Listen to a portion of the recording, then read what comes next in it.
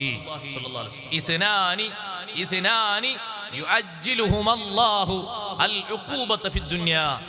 കാര്യങ്ങൾ, അതിന്റെ ശിക്ഷ ദുനിയാവിൽ അല്ലാഹു തആല തരും.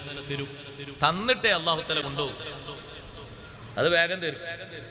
ആള് മരിക്കുന്നതിന് മുമ്പ് തന്നെ, മരിക്കുന്നതിന് മുമ്പ് ടൈം ഇട്ടില്ലെങ്കിൽ നാം മരിച്ചു കൊണ്ട കൊടുക്കും. അങ്ങനെയാണ്.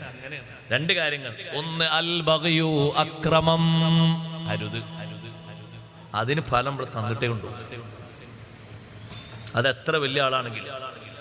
ഒരുപാട് സ്വഹാബിമാരെയും താബീങ്ങളൊക്കെ കൊല്ലാകൊലം നടത്തിയ ആളാണ് ഹജ്ജാജ് ബിൻ യൂസുഫ്.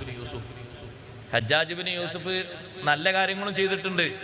നമ്മൾ ഓതുന്ന ഖുർആനില്ലേ, ആ ഖുർആനിന് വള്ളിയും പുള്ളിയും ശബ്ദും മദ്ദൊക്കെ ഇട്ട് ശരിക്കും ക്രോഡീകരിച്ചത് ഹജ്ജാജാ.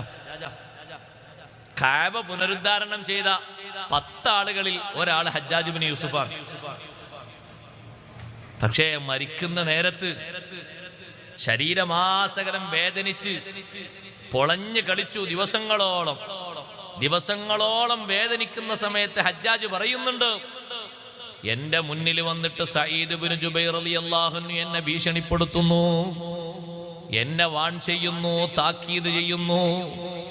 ഞാൻ ശിക്ഷിച്ച ഓരോ ശിക്ഷകൾക്കും പകരം ഞാൻ വേദനിക്കുന്നു. അബ്ദുല്ലാഹ് ബിൻ സുബൈർ റളിയല്ലാഹു അൻഹു കഴിമരത്തിലേറ്റി. ഒരുപാട് മഹാന്മാരായ സ്വഹാബിമാരെ കൽത്തുറങ്കിലടച്ചു. സഈദ് ബിൻ ജുബൈർ റളിയല്ലാഹു അൻഹുവിനെ അതേ അറവശാലയിൽ കൊണ്ടുപോയി മൃഗത്തെ അറുക്കും പോലെ അറുത്തു.